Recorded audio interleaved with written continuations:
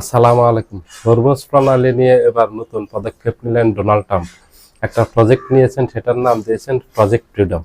কারণ 28শে ফেব্রুয়ারি যখন ইরানের উপর হঠাৎ করে আমেরিকা এবং ইসরায়েল যৌথভাবে হামলা চালায়, তখন সাথে সাথে পাল্টা পদক্ষেপ হিসেবে ইরান হরমুজ প্রণালী বন্ধ করে দিয়েছে। হরমুজ প্রণালী বন্ধ করে দেওয়াতে পুরো বিশ্বের সাথে মধ্যপ্রাচ্যের দেশগুলির বাণিজ্যিক যোগাযোগ পুরো অবরুদ্ধ হয়ে গেছে, বন্ধ হয়ে গেছে। কারণ এই হরমুজ প্রণালী দিয়ে মধ্যপ্রাচ্যের এই সৌদি আরব, আরব আমিরাত, কাতার, কুয়েত, ওমান, বাহরাইন, ইরাক, এই দেশগুলো এদিক দিয়ে বাণিজ্য করে।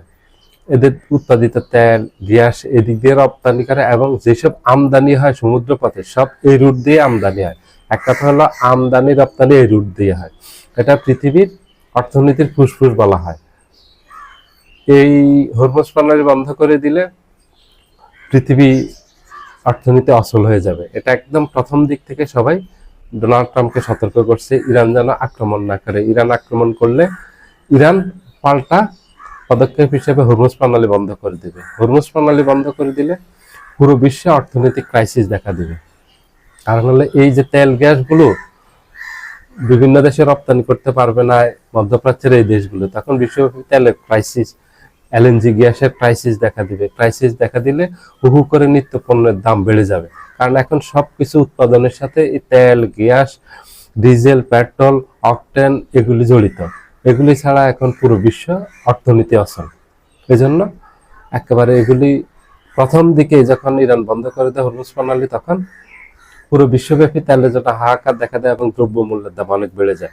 তেলের জন্য যখন হাহাকার বেড়ে গেছে, তখন তেলের দামও অনেক বেড়ে গেছে। যুদ্ধ শুরুর আগে তেলের ব্যারেল ছিল $80, সেই তেলের ব্যারেল দাঁড়িয়েছে $126।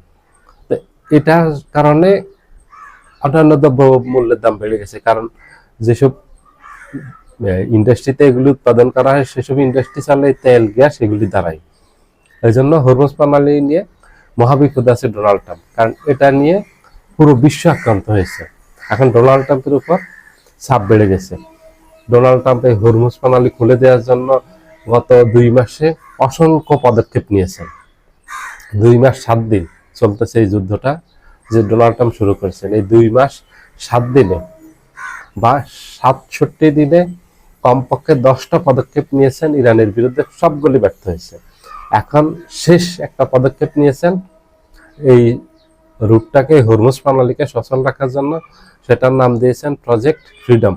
কারণ হরমুজ প্রণালীতে গত 2 মাস থেকে প্রায় 3000-এর মতো জাহাজ আটকা পড়েছে। এই জাহাজগুলিকে তাদের নির্দিষ্ট গন্তব্যে, নির্দিষ্ট দেশে যাওয়ার জন্য এখান দিয়ে রুট খুলে দেওয়ার জন্য এখানে বিশাল একটা প্রজেক্ট হাতে নিয়েছেন। 100 বিমান এবং অসংখ্য নৌযান, যে যুদ্ধ জাহাজগুলি আছে ওগুলি, করভেট, ফ্রিগেট, ডেস্ট্রয়ার, এবং সেখানে বিমানবাহী রণতরী মোতায়েন করছেন, যে এটাকে সচল করার জন্য।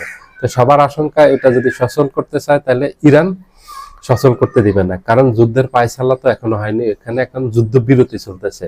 ইরান চাচ্ছে যে স্থায়ী যুদ্ধ সমাধান আর না হয় যুদ্ধ চলতে থাকবে, যুদ্ধ বন্ধ হবে না। এর মাঝে ইরান এই রুট দিয়ে কোনো ধরনের জাহাজ চলাচল করতে দিবে না। এখন ইরানের ভয়ে অন্যান্য দেশগুলো এই দিক দিয়ে জাহাজ চলাচল করতে রাজি হচ্ছে না। ডোনাল্ড ট্রাম্প অভয় দিয়েছে যে এই দিক দিয়ে তারা নিরাপত্তা দিয়ে জাহাজ চলাচল করতে দিবে। কিন্তু ডোনাল্ড ট্রাম্পের এই বিশ্বাসে কেউ আশ্বস্ত হচ্ছে না। যেসব শিপিং কোম্পানি এই শিপগুলি এই রুট দিয়ে চলাচল করে এবং পরিচালনা করে, তারা ডোনাল্ড ট্রাম্পের এই আশ্বাসে আশ্বস্ত না, বিশ্বস্ত না, তারা আস্থা পাচ্ছে না। কারণ ইরান আক্রমণ করবে। ইরানের আক্রমণ থেকে আমেরিকা তাদেরকে রক্ষা করতে পারবে না, এটা গত 40 দিনের যুদ্ধে প্রমাণিত হয়েছে। কারণ ইরানের আক্রমণ থেকে আমেরিকা নিজেকেই রক্ষা করতে পারেনি।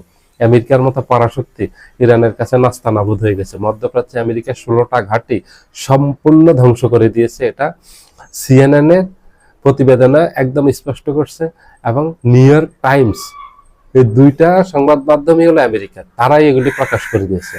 এবং এগুলি প্রকাশ করার কারণে আমেরিকা তাদের উপর ক্ষুব্ধ হয়েছে। যে নিউ ইয়র্ক টাইমস হলো একটা বাজে পত্রিকা, এটা হলো এই ইয়ার মন্তব্য যে দেশদ্রোহী একটা সংবাদ মাধ্যম ডোনাল্ড ট্রাম্পের মন্তব্য, আর সিএনএন সম্পর্কে মন্তব্য করছে যে এটা একটা বাজে সংবাদ মাধ্যম। তো এত ক্ষুব্ধ ডোনাল্ড ট্রাম্প এদের উপর, কারণ এরা আসল তথ্যগুলি তুলে ধরছে। এই 40 দিনে আমেরিকার কি কি ক্ষতি হয়েছে মধ্যপ্রাচ্যে ছিলই আমেরিকা 16টা ঘাঁটি, সবগুলি ধ্বংস হয়ে গেছে। মধ্যপ্রাচ্যে আমেরিকার যতগুলো রাডার ব্যবস্থা ছিল সব ধ্বংস করে দিয়েছে। মধ্যপ্রাচ্যে আমেরিকার আকাশ যে প্রতিরক্ষা ব্যবস্থা, আমেরিকার গর্ব, যেটা নিয়ে আমেরিকা খুব অহংকার করে, সেটা হলো আকাশ প্রতিরক্ষা ব্যবস্থা থার্ড এবং প্যাট্রিয়ট, ওগুলি সবগুলি ধ্বংস করে দিয়েছে। একদম যুদ্ধের প্রথম দিকে একেবারে টার্গেট করে করে ইরান আমেরিকার একেবারে হার্ড পয়েন্টগুলি যেগুলি আছে সবচেয়ে গুরুত্বপূর্ণ এবং সবচেয়ে মূল্যবান যে স্থাপনাগুলি ছিল সবগুলি ধ্বংস করে দিয়েছে। এগুলি নিউ ইয়র্ক টাইমস এবং সিএনএন তাদের প্রতিবেদন প্রকাশ করছে।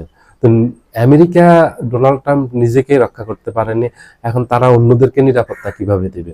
এই হরমুজ প্রণালী সচল করার জন্য যুদ্ধের প্রথম দিকে ন্যাটোর কাছে সাহায্য চেয়েছে, জার্মানির কাছে, ইংল্যান্ডের কাছে, ফ্রান্সের কাছে, অস্ট্রেলিয়ার কাছে, জাপানের কাছে, দক্ষিণ কোরিয়ার কাছে সাহায্য চেয়েছে হরমুজ প্রণালী সচল করার জন্য, তাকে সাহায্য করার জন্য, তাকে কিছু এই যে ফ্রিগেট, করভেট এই এবং রণতরী দেওয়ার জন্য, সৈন্য দেওয়ার জন্য, নেভি দেওয়ার জন্য, এগুলি এই দিলে তাইলে হরমুজ প্রণালীটা সচল রাখতে পারবে। কেউ সাহায্য করেনি, তখন সাহায্য করেনি এই জন্য যে এখানে আসলে তারাও যুদ্ধে জড়িয়ে যাবে, ইরান তাদের বিরুদ্ধে পদক্ষেপ নেবে, আক্রমণ করবে, তখন এই যুদ্ধ পুরো বিশ্বব্যাপী ছড়িয়ে পড়বে। তো আমেরিকা না পেরে সবাই সাহায্য চেয়েছে, সাহায্য পায়নি এবং আমেরিকা নিজেই ইরানের কাছে নাস্তানাবুদ হয়ে গেছে। সেই আমেরিকা অন্যদেরকে এখন নিরাপত্তা কিভাবে দিবে? এই জন্য ডোনাল্ড ট্রাম্পের কথায় কেউ আশ্বস্ত হচ্ছে না, বিশ্বাসও রাখতেছে না।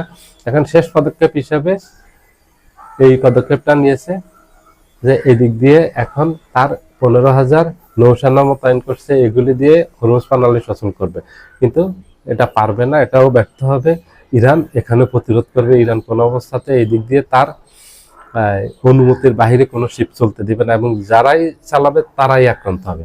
কারণ ইরানের যেসব অস্ত্র দিয়ে আক্রমণ করে এগুলি আমেরিকা প্রতিহত করতে পারে না এবং ব্যর্থ হয়েছে। এটা 40 দিনের যুদ্ধে প্রমাণিত হয়েছে। সবাই ভালো থাকবেন, আল্লাহ হাফিজ।